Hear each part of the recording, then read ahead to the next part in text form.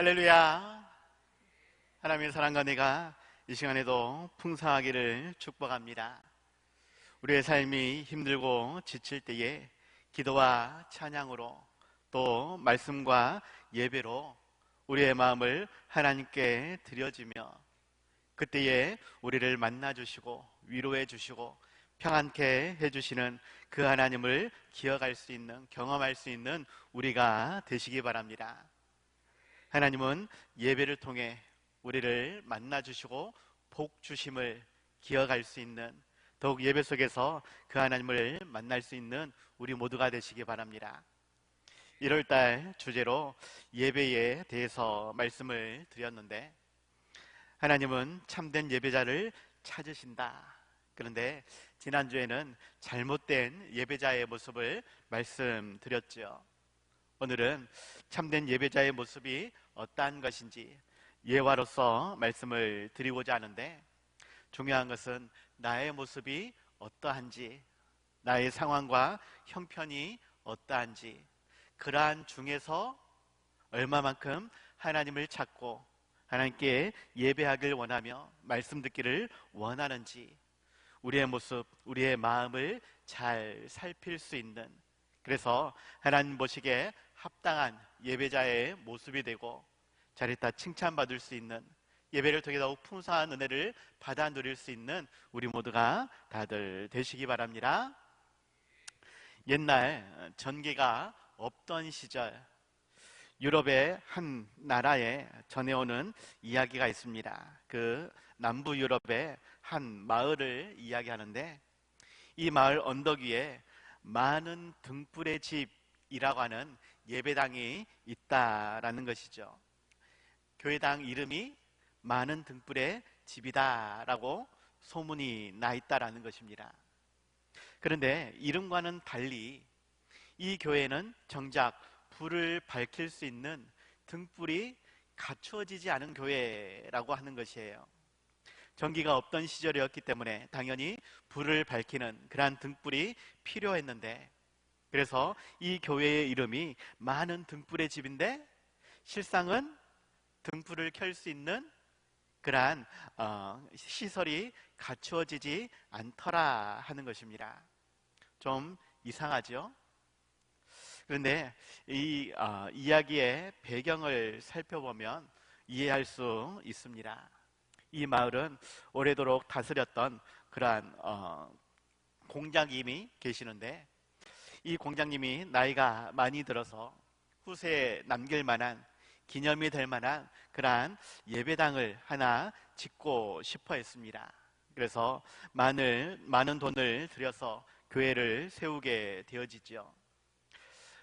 완성된 교회의 모습은 건물의 아름다움, 선이나 성스러운 내부 장식, 조각품, 생유리, 어떤 것 하나 감탄하지 않을 것이 없는 너무나 아름다운 완벽한 그러한 교회 모습이었다라는 것입니다.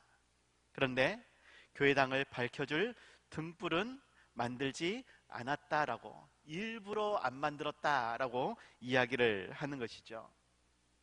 그 대신에 마을 사람들에게 각자 하나씩 촛불을 켤 수 있는 노스의 등을 만들어서 나누어 줬다라고 이야기합니다. 그래서 정한 시간이 되면 교회에서 종을 울리게 되는데, 그때의 사람들이 각자 집에서 등불을 켜고 그 등불을 따라 예배당에 나올 수 있도록 그렇게 만들어 놓았다라는 것입니다. 이 등불이 그때뿐만이 아니라 자녀들께 계속 이어질 수 있도록 아버지로부터 아들에게, 어머니로부터 딸에게 그 등불이 계속 이어지면서 그 자녀들도 자연스럽게 등불을 켜고 예배당에 나올 수 있도록 그렇게 만들어 놓은 것이죠. 그러한 시간이 400년 동안 이어졌다라고 말을 합니다. 어떻게 400년 동안 이어질 수 있었는가? 그것은 사람들 중에 자신들이 등불을 가지고 오지 않으면, 혹은 교회에 나오지 않으면 그들이 앉았던 그곳은 등불이 없기 때문에 어두울 수밖에 없더라라는 것이에요. 그 어두운 곳을 다른 사람들이 바라보면서 왜 저 집은 안 나왔지? 무슨 일이 있는 것 아닌가?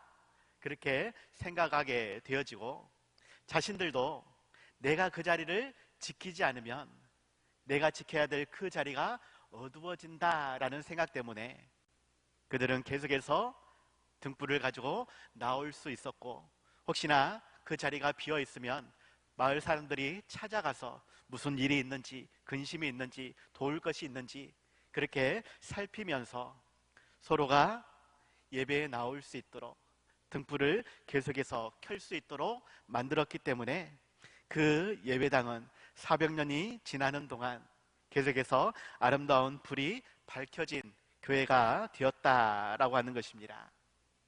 우리 또한 예배의 자리를 소중히 여기며 우리 마음의 등불을 가지고 주님 전에 나올 수 있었으면 좋겠습니다. 내가 있어야 될 그 자리가 아름답게 비춰질 수 있도록, 반면에 누군가 나오지 않았으면 그곳이 어두워 보이면 어떠한 문제가 있는지, 어떠한 아픔이 있는지, 어떠한 기도의 제목이 있는지 더 관심 가져줄 수 있는, 서로가 더욱 살펴볼 수 있는 그러한 우리 공동체가 되었으면 좋겠습니다. 우리 교회가 많은 등불의 집으로 더욱 예배의 자리가 아름답게 빛날 수 있도록 기도하며 힘쓸 수 있는 우리 모두가 다들 되시기 바랍니다. 그러한 예배의 자리를 찾아가는 그러한 에디오피아 내시의 이야기를 함께 나누고자 하는데, 실상 그의 모습은, 그의 삶은 예배의 자리로 나아가는 것이 쉬운 일이 아니었다라는 것입니다.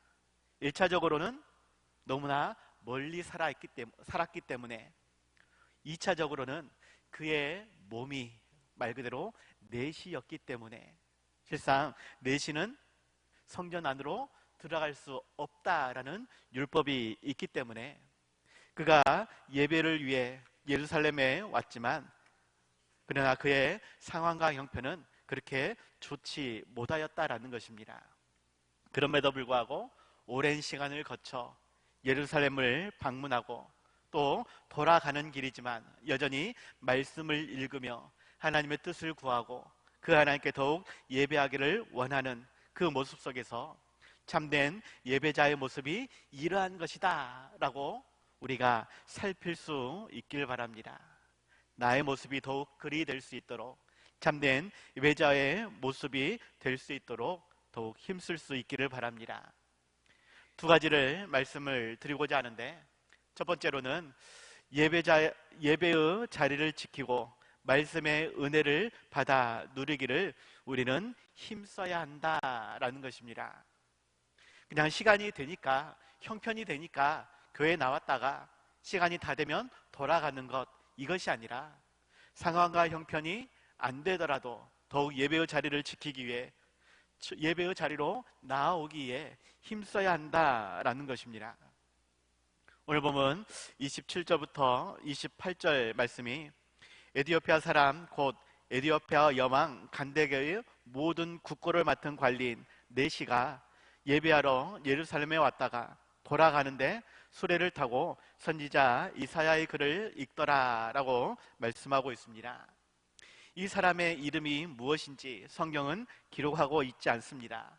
다만 그의 신분이 에디오피아 여왕 간다게의 모든 국고를 맡은 그러한 사람이다, 나름대로에는 큰 권세를 가진 사람이다 라고 소개되어 있는 것이죠.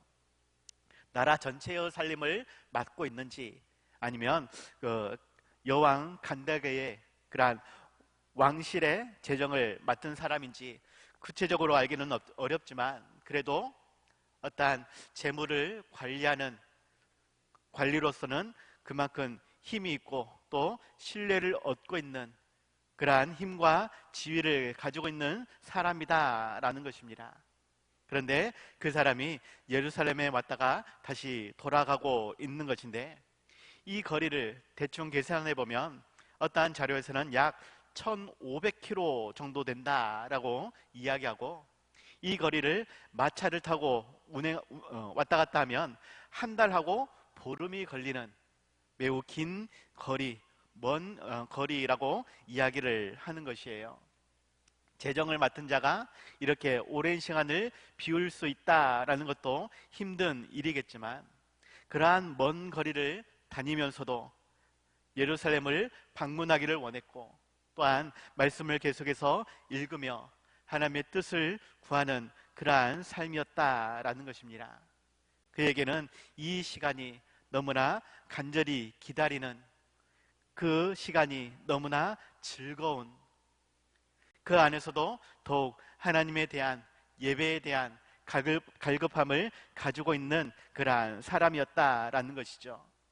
어다한 목사님은 그의 관심과 열정이 얼마나 컸는지를 보여주는 단적인 예다라고 소개하였습니다.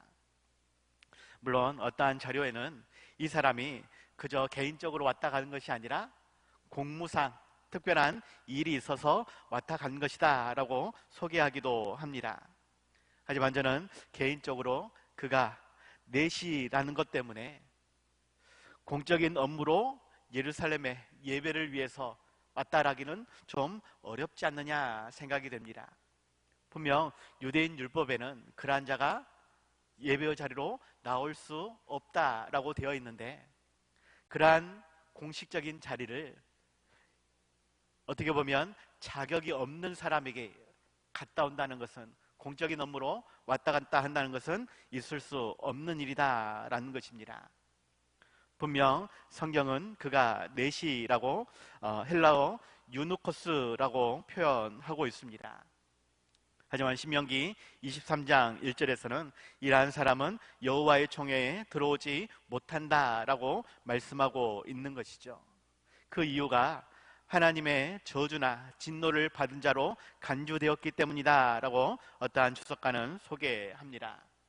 하나님은 분명 생육하고 번성하라는 그러한 복과 사명을 주셨는데, 이 내시는 그러한 일들을, 하나님이 주신 직분을 감당할 수 없는 자라고 여겨졌기 때문에 예루살렘 성전 안에도 들어올 수 없는 그러한 사람으로 여겨진 것입니다. 그럼에도 불구하고 그는 예루살렘으로 가기를 원했고 예배를 드리기를 원했다라는 것입니다. 유대 사회에서는 분명 배타적인 공동체였기 때문에 그의 신분을 이용해서 어느 정도 배려를 받으려고 할 수 있을지 모르지만 결코 쉽게 문을 열어주는 그러한 일은 없었다라는 것입니다. 그래서 어떠한 목사님은 이야기하기를, 그는 예배의 즐거움을 온전히 누리지 못한 채 다시금 고국으로 돌아갔을 것이다 라고 이야기하죠. 그러한 길에서도 여전히 그는 말씀을 읽고 그 말씀이 어떠한 것인지 내용을 알고자 한다라는 것입니다.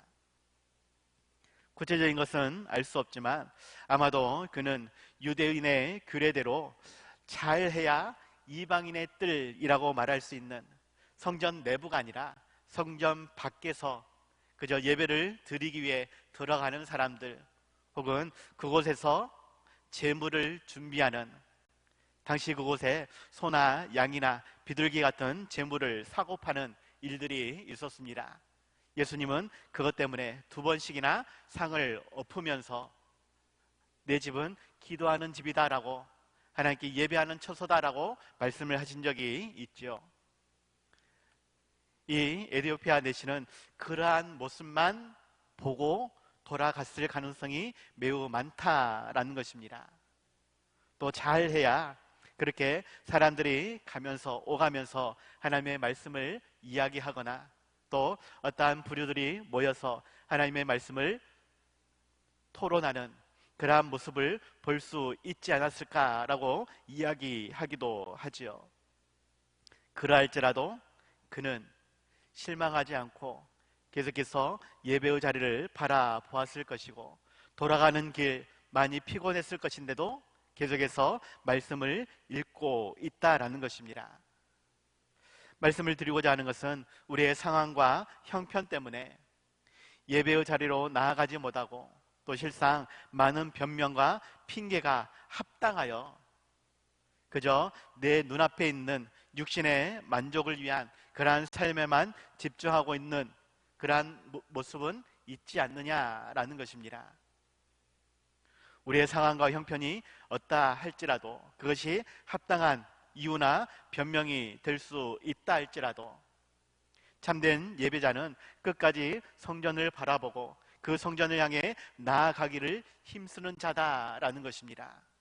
그러한 길이 막혔다 할지라도 그러한 자리로 나아갔음에도 불구하고 여전히 복잡하고 불편하고 시끄럽고 엉망인 모습을 본다 할지라도 그곳에 모인 사람들이 자신을 이방인이라 말하며 외면과 냉대를 할지라도 끝까지 주님의 전을 바라보며 그렇게 나아가기를 힘쓰는 에디오피아 내시의 모습처럼 우리는 성전을 향해 주님의 전을 향해 나오기를 힘써야 한다라는 것입니다. 우리에게 주어진 삶이 우리를 힘들게 할 수 있습니다. 예배의 자리로 나오지 못하게 만들 수도 있습니다. 우리의 삶뿐만이 아니라 우리를 둘러싼 환경들이 그러할 수 있고 내 가까운 사람들이 오히려 나를 막을 수도 있을 것입니다. 하지만 예배의 자리는 하나님이 기다리시는 곳, 하나님이 우리를 만나기를 원하시는 곳이며 우리에게 말씀하기를 원하시는 곳이고 우리에게 복 주시기를 원하시는 곳입니다. 그곳을 향해 우리는 끊임없이 나아가야 한다. 그 예배의 자리를 지키고 말씀의 은혜를 받아 누리기를 힘써야 한다라는 것이죠. 그러한 에디오피아 내시에게 하나님은 전도자 빌립을 예비해 놓으시고 만나게 하시고 하나님의 말씀을 듣게 하셨습니다. 그가 아마도 유대교를 믿는 그러한 사람이 아닐까. 무슨 말이냐? 아직 예수님에 대해서 그는 알지 못하는 그러한 사람이 아닐까. 그럼에도 불구하고 성전을 향해 나아가는 사람이 아닐까. 그런데 빌립을 통해서 예수님에 대한 소식을 온전히 듣게 되었고 그 후에 예수님을 온전히 따르기로 세례를 받는 자가 되지 않았겠는가라고 이야기하는 것입니다. 그래서 육신적으로는 이스라엘 예루살렘 총회에 들어갈 수 없었지만 거룩한 하나님의 나라 영적 이스라엘 총회에 들어갈 수 있도록 하나님은 은혜를 베풀어 주셨다라는 것이죠. 그 하나님의 은혜를 사모하며 더욱 예배의 자리를 나아갈 수 있는, 하나님을 만나며 하나님의 말씀을 들을 수 있는, 그 말씀을 듣고 온전히 우리의 삶을 바꿀 수 있는 귀한 예배자의 삶이 다들 되시기 바랍니다. 두 번째로는 참된 예배자는 더욱 말씀을 사모해야 하고 말씀을 전하는 자와 함께 교제하기를 즐거워해야 한다라는 것을 기억하시기 바랍니다. 말씀을 더욱 사모하고 그 말씀을 전한 자와 함께 교제하기를 즐거워해야 한다. 오늘 본문 30절 31절에서 빌립이 달려가서 선지자 이사야의 글 읽는 것을 듣고 말하되 읽는 것을 깨닫느냐? 대답하되 지도해 주는 사람이 없으니 어찌 깨달을 수 있느냐 하고 빌립을 청하여 수레에 올라 같이 앉으라 라고 이야기하는 모습을 보게 됩니다. 앞서 말씀을 드렸듯이 에디오피아 넷이 분명 예배하기 위해 예루살렘에 왔지만 대략 1500km라고 되는 그 먼 거리를 제가 대충 계산을 해보니까 우리나라에서 대만 정도의 그러한 거리가 아닌가 생각이 되어집니다. 그 먼 거리를 물론 비행기 타면 금방 왔다 갔다 할 수 있겠지만 마차를 타고 수레를 타고 왔다 갔다 하는 길이 결코 쉬운 평온한 그러한 여정은 아니었을 것이다 라는 말입니다. 그럼에도 불구하고 그 안에 여전히 갈급함이 있고 그 갈급함 때문에 계속해서 말씀을 살피고 있더라라는 것입니다. 여행은 어떻게 보면 참 즐거운 것 같습니다. 설레인 것 같습니다. 그런데 그것도 시작 때는 그러하지 마무리 때 되어지면 겁나게 피곤합니다. 즐거운 마음도 있지만 오히려 돌아간다라는 것 때문에 더 마음이 평온할 때가 있습니다. 저는 이번 수련회도 그런 것 같습니다. 중고등부 수련회가 월요일부터 수요일까지 있었는데 시작할 때는 실은 너무 힘들었습니다. 여러 가지 많은 사건들이 있었거든요.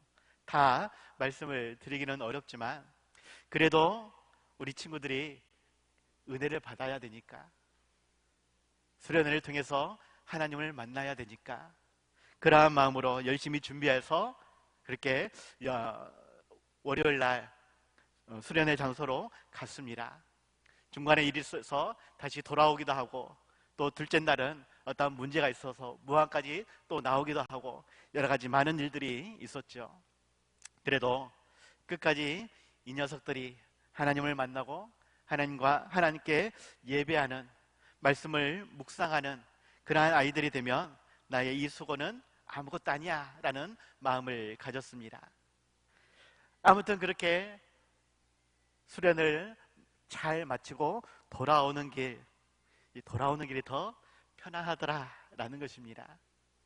이 에디오피아 내시도 물론 나름대로의 계획이 있었고 여러 가지 여정들이 있었을 것인데 결국 다 마치고 이제 평온히 자신의 나라로, 고향으로 돌아오는 그러한 길이었다라는 것이죠.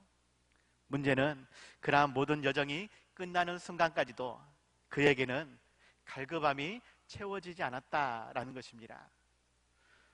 그의 갈급함이 구체적으로 무엇인지는 알 수 없지만 어떠한 주석가는 이야기하기를, 그가 예루살렘을 방문하면서 혹시나 예수님에 대한 그러한 소문을 듣지 않았을까, 그 예수에 대한 궁금증이 이 내시에게 생기지 않았을까, 그것 때문에 하나님께 기도하며 이사야서의 말씀을 읽고 있었던 것이 아닌가, 이렇게 추측을 하는 것입니다. 말 그대로 추측이기는 합니다. 하지만 하나님은 그러한 에디오피아 내시에게 빌립 집사를 통해서 복음을 전하게 하였다라는 것이죠. 예수님을 알게 하고 믿게 하고 그로 하여금 예수님 세례를 받음으로 참된 그리스도인의 삶이 될 수 있도록 도와주었다라는 것입니다. 말씀을 갈급하는 자에게 하나님은 반드시 사람을 붙여주시고 그 말씀을 깨닫게 해주신다라는 것이죠. 하지만 그 상황 속에서도 때로는 이해하기 어려운 그의 결정이 있었음을 보게 되어집니다. 무슨 말이냐? 지금 여행의 마무리 하고 있으면서 광야를 지나고 있습니다.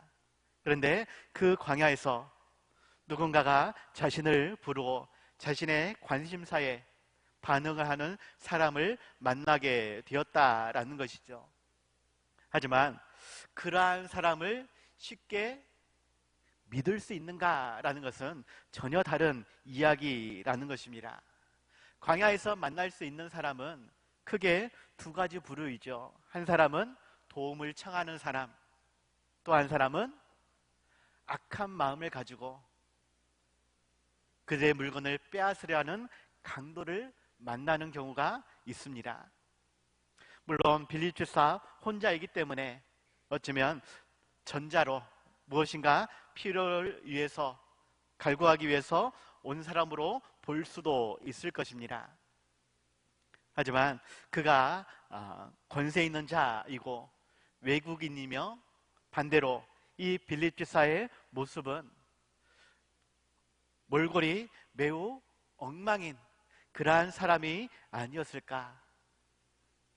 29절에 보면 성령께서 빌립에게 가까이 나아가라 라고 말씀하는데, 이 가까이 나아가다, 이 콜라오라는 단어입니다. 이 단어는 악교로 본드와 같은 그런 풀로 붙이다, 굳게 접합하다 라는 뜻을 가지고 있죠. 수레에 매우 바짝 달라붙어라 라고 성령님께서 말씀하셨다라는 것입니다. 그런데 그것을 위해 지금 빌립 지사는 달려왔다라는 것이에요.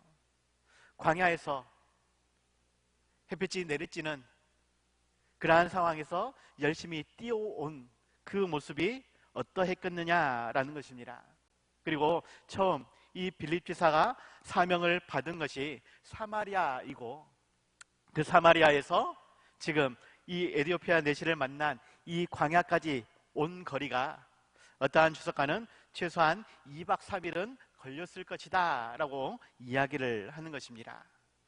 이 빌립 집사는 하나님의 말씀을 듣고 급하게 서둘러서 2박 3일, 물론 중간에 쉰 부분도 있겠지만 이 내시를 만나기 위해서 계속 열심히 달려왔다라는 것입니다. 그 모습이 얼마나 잘 예의를 갖추어서 높은 신분의 사람을 만날 수 있을 만큼 되었겠느냐라는 것이에요. 오히려 정반대로 몰골이 초라하고 땀으로 먼지로 뒤범벅 되어지며 그렇게 알지 못하는 수상한 모습이 되지 않았을까. 아마도 그가 수레를 타고 있다라고 이야기하는데 이전 성경에서는 병거라고 표현하였습니다. 병사들이 끄는 수레로 표현을 하였지요. 정확하게는 알 수 없지만 자신의 신분에 걸맞는 그러한 수행원들이 혹은 병사들도 있지 않았을까.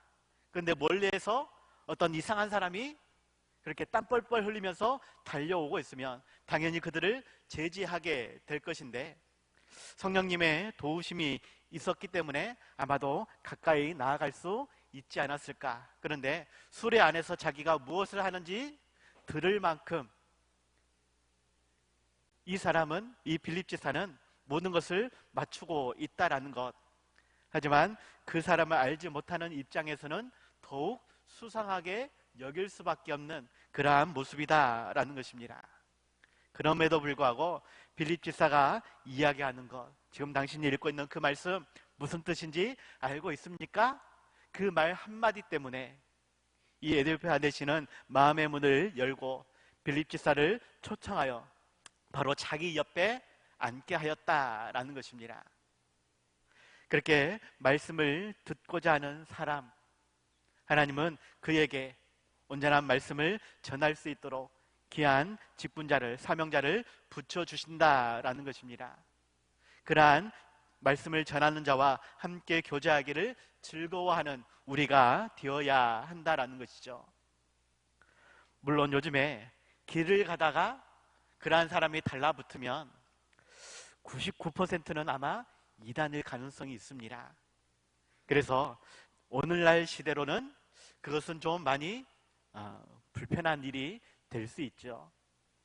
그래서 말씀을 드리고자 하는 것은 더욱 교회 안에서 말씀을 전하는 저나 백일홍 목사님이나 차전도 사님과 같은 우리 부교육자들과 함께 교제하며 더욱 말씀 듣기를 힘쓰라라는 것입니다.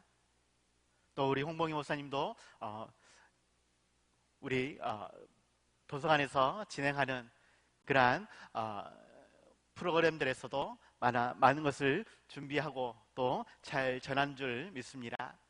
나름대로 열심히 저희 교역자들이 준비하고 그렇게 전하기를 원하는데 여러분들이 더욱 마음의 문을 열고 더욱 가까이 와달라라는 것입니다. 그 말씀이 진짜인지 가짜인지 따로 살펴보는 것도 당연히 필요합니다. 베레아 사람들처럼 하나님의 말씀이 진짜인지 가짜인지 더욱 살필 수 있는 그러한 모습도 필요하겠지만 그래도 교회 안에서 더욱 함께 즐거이 교제하며 신앙의 나눔을, 말씀의 나눔을 함께 나누자라는 것입니다. 제 자신도 많이 부족합니다. 재와 능력이 부족하여서 더 열심히 준비하고자 하지만 아마도 여러분에게 100% 만족을 주지는 못할 것입니다. 그럴지라도 더욱 우리가 한 마음 한 뜻으로 모일 수 있길 바라고 더욱 말씀을 들으며 함께 예배할 수 있는 더욱 하나님의 교회를 세워갈 수 있는 귀한 우리 모든 손원들이 되시기 바랍니다. 그것이 우리를 이 지산교회로 부르신 하나님의 목적이다라고 하는 것, 자신의 상황이나 형편이 혹은 말씀을 전하는 자의 모습이 내 마음에 다 흡족하게 맞지는 않을 수 있지만 마음의 문을 열고 더욱 말씀에 귀 기울일 수 있는 함께 교제하며 말씀을 더욱 나누는 가운데에 우리 지상교회를 아름답게 세워갈 수 있기를 간절히 축복합니다. 그래서 결론입니다. 우리는 참된 예배자로서 거리낌 없는 삶을 살아갈 수 있길 바랍니다. 거리낌이 없는 삶을 살아가야 한다. 오늘 본문 넘어 36절, 38절에서 말하기를 길 가다가 물 있는 곳에 이르러 그 내시가 말하되 보라 물이 있으니 내가 세례를 받음에 무슨 거리낌이 있느냐. 이에 명하여 수레를 멈추고 빌립과 내시가 둘 다 물에 내려가 빌립이 세례를 베풀어 주었다라고 말씀을 하고 있죠. 앞서 말씀드렸듯이 이 에디오피아 내시는 나름대로 힘도 권세도 명예도 많은 것을 다 갖추어진 그러한 사람이었습니다. 어느 것 하나 부족함이 없는 그러한 삶이었다라는 것이에요. 그런 사람일수록 실은 다른 사람의 이목에 집중하기 마련입니다. 다른 사람이 혹시나 나를 깎아내리지 않을까, 혹은 나의 실수 때문에 그러한 부나 명예를 잃어버리지 않을까 라는 생각을 갖는 그러한 위치라는 것입니다. 그럼에도 불구하고 그는 낯선 이방인, 그로서는 빌립 집사가 낯선 이방인입니다. 그의 말을 듣고 그와 함께 내려서 물에서 세례를 받겠다라고 하는 것. 하지만 그와 함께 수행원이 많은 사람들이 있었을 것이다 라는 말입니다.